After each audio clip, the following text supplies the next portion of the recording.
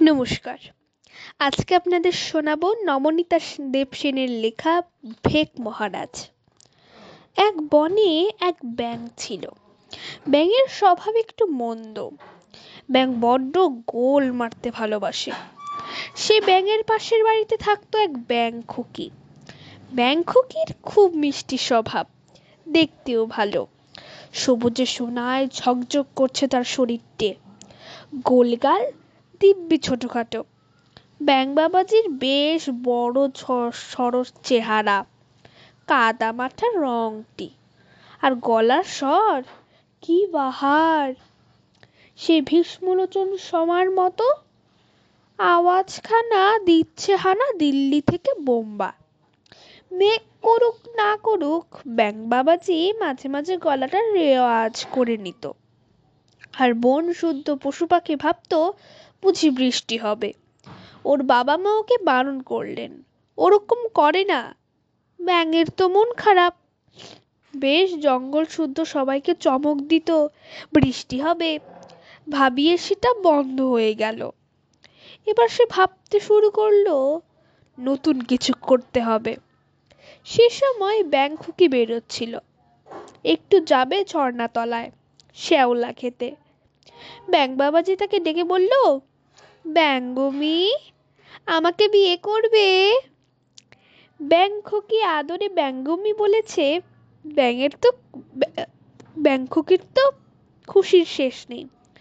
কিন্তু অমন ভোঁতকা মতন দেখতে আর গুয়ের রাজা, তাকে কি বিয়ে বিয়ে করা যায়? ভুরু তুলে ব্যাঙ খুকি বলল, তোমাকে যে বিয়ে করব, তোমার পাত্র হিসেবে কি কি গুণ আছে শুনি? হেসে উঠে ব্যাঙ বলল, গুণ? এই জঙ্গলে সবচেয়ে বলবান যন্ত্র তো আমি, আর কি গুণ চাও? ব্যাঙ খুকি হেসে ফেলল। আর বাগদাদু? বাগদাদুর চেয়েও বুঝি তুমি বেশি বলবান? হ্যাঁ হ্যাঁ, তুমি প্রমাণ চাও? আনবো বাগদাদুকে। ঠিক আছে, দিন 15 সময় দাও। এটা তো কৃষ্ণপক্ষ শুক্লপক্ষ পড়লেই প্রমাণ দাখিল করব। ব্যাঙ খুকি তাতে রাজি হয়ে গেল। ব্যাঙ বেচারা এত বড় গোল দিয়ে ফেলেছে, এখন জীবনেও তা প্রমাণ করতে পারবে না। সেই বনে বাগদাদুই ছিল সবচেয়ে পুরনো আর সবচেয়ে মানিজন্ত, এবং সবচেয়ে হিংস্র বটে। বাগদাদুকে সকলকে ভয় পায়, আশেপাশের গ্রামের মানুষরা পর্যন্ত। বাগদাদু বুড়ো হয়েছে তো, এখন মাঝে মাঝে গ্রামের মধ্যেও শিকার ধরতে যায়, গরু ছাগল ধরে আনে, মানুষ ধরে না। বাগদাদু সেদিন রোদ্দুরে বসে জিভ দিয়ে চেটে চেটে গায়ের সোনালি আর কালো ডোরাগুলি পালিশ করছিল। এমন সময় সেখানে হাজির হলো কে? কে আবার? ব্যাঙ বাবাজি। ব্যাঙ বাবাজি বললে, পেন নাম হই বাগদাদু, ভালো আছেন? ডোরা ডোরা তো খুব ঝকঝক করছে। বাঘ তো অবাক, ব্যাঙ ছোকরার এত সাহস, সেধে সেধে বাঘের সঙ্গে কথা বলতে এসেছে। সারাটা বনে খুব দরকার না হলে কেউ বাগদাদুকে বিরক্ত করে না। বাঘ বলল, হ্যাঁ ভালো, তুমি ভালো তো? কি করছো আজকাল? আজকাল আমি তো যোগ ব্যায়াম অভ্যাস করছি, আমার গায়ে এখন দারুণ জোর, কিন্তু আপনার মতো নয়। আপনি তো আপনি তো সবই পারেন বাগদাদু বলে কথা। আপনার মতো বলবান এ বনে আর কেউ আছে নাকি? বাঘ তোর প্রশংসা শুনে খুব খুশি, কথাগুলো মিথ্যে নয়। স্বস্তি বাক্য বটে, কিন্তু কথাটা সত্য। বাঘ গোফেতা দিয়ে বলল, তা বটে। ব্যাঙ বলল, এই যে বড় পাথরটা, আমি যদি এটাকে গড়িয়ে দিই নিচে, আপনি এক্ষুনি নিচে সেটাকে আটকে দিতে পারবেন?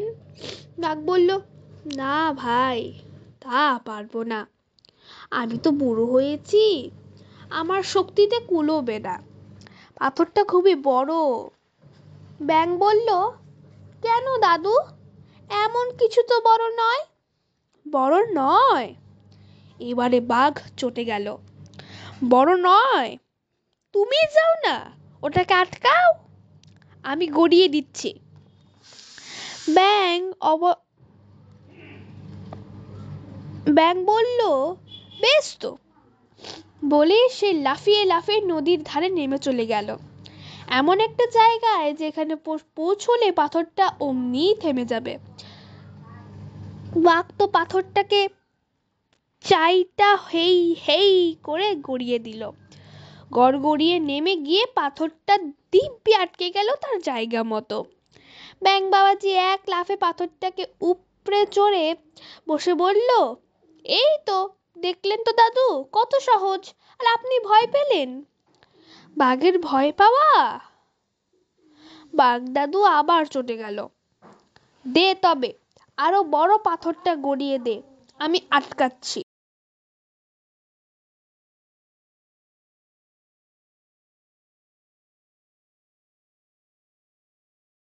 ব্যাঙের মতো নদী তীরের আটঘাট জানে না, সে ভুল জায়গায় দাঁড়িয়েছিল।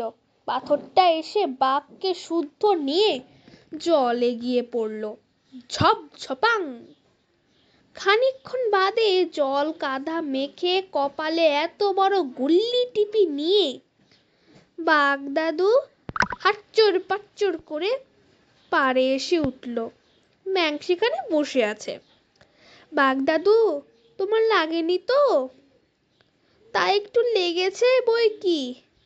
না, তোর গায়ে আমার চেয়ে ঢের বেশি জোর দেখছি, আমাকেও এবার যোগব্যায়াম শিখতে হবে। বাঘ দাদু, এ কথাটা আপনি ব্যাংককে বলে দেবেন, ও বিশ্বাস করছে না যে আমি এই বনের সবচেয়ে শক্তিমান প্রাণী। তা বাগদাদু বলল, হ্যাঁ, কেন বলবো না, তবে মাত্র একটা পরীক্ষাতেই কি সেটার শেষ কথা প্রমাণ হয়ে যায়? বেশ, তবে আসুন আমরা দৌড়ের পাল্লা দিই, চলো দৌড়ানো যাক। বাঘ আর ব্যাঙ ঠিক করলো এই পাহাড় থেকে ও পাহাড় পর্যন্ত দৌড়বে। রেডি, স্টেডি, গো! দুজনে ছুটতে লাগলো। এদিকে ব্যাঙ করেছে কি, লাফিয়ে বাঘেরই লেজে উঠে লেজ কামড়ে বসেছে। বাঘ যখন ও পাহাড়ে পৌঁছে থামলো, ব্যাঙ এক লাফে তার সামনের পাথরে চড়ে বসলো। এই যে বাঘ দাদু, আসুন আসুন, খুব ক্লান্ত কি? একটু জল এনে দেবো? একটু বাতাস করব? আহা, তুমি তো ক্লান্ত নও, কি ব্যাপার? আমি তো কখন পৌঁছে গেছি, তখন আমিও ক্লান্ত ছিলাম, এখন তো বিশ্রামের পরে আমাকে দেখছেন। বাঘ একেবারে অবাক, একটুকু ব্যাঙ, তার গায়ে এত শক্তি? বাঘ বলল, না, সত্যি তুমি প্রবল পরাক্রান্ত, কিন্তু তোমার পেটে কটা জায়গা?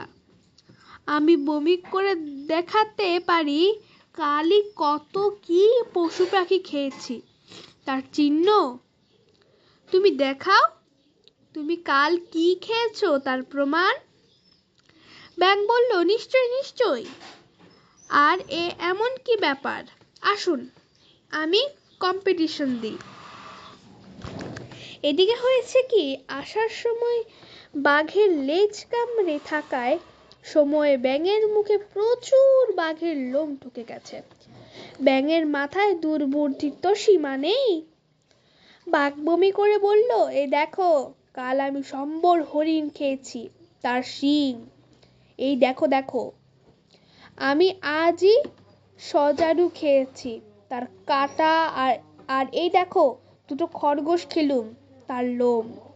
ব্যাঙ বলল, বাঘ দাদু, আজ আমার এখনো খাওয়া হয়নি, যোগব্যায়াম করছি তো 3 দিন কিছুই খাচ্ছি না, কিন্তু 3 দিন আগে আমি আপনার ঠাকুরদা ঠাকুমাকে খেয়ে এসেছি, এই দেখুন তার লোম।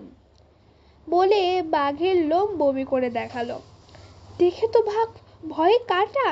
হ্যাঁ, সত্যিই তো, আমার ঠাকুরদা ঠাকুমাকে তাহলে তুমি খেয়েছো? তবে তো তবে তুমি আমাকেও খেতে পারো। এই বলে বাগদাদুর লেজ তুলে দে দৌড়, দৌড় দে, দে দৌড়। বনশুদ্ধ সবাই সে বনের সব প্রাণী সব পশু পাখি স্বচক্ষে দেখতে পেল বাঘের সেই পলায়ন। ব্যাঙ তখন ব্যাঙকে গিয়ে বলল, কি গো ব্যাঙমণি, এবার আমাকে বিয়ে করবে তো? দেখলে তো কার গায়ে জোর বেশি। আকাশে সেদিন শুক্লপক্ষের চাঁদের আলো ঝলমল করছে। এক গাল হেসে ব্যাঙকে বলল, হ্যাঁ ভেক মহারাজ। সেই থেকে ওই জঙ্গলের সকলের কাছে ওই ব্যাঙের নাম হয়ে গেল ভেক মহারাজ। ভেক মানে ব্যাঙ। ব্যাঙের অন্য আরেকটা মানে জানো তো? ছদ্মবেশ। আরেকটা মানেও আছে মেঘ। নমস্কার।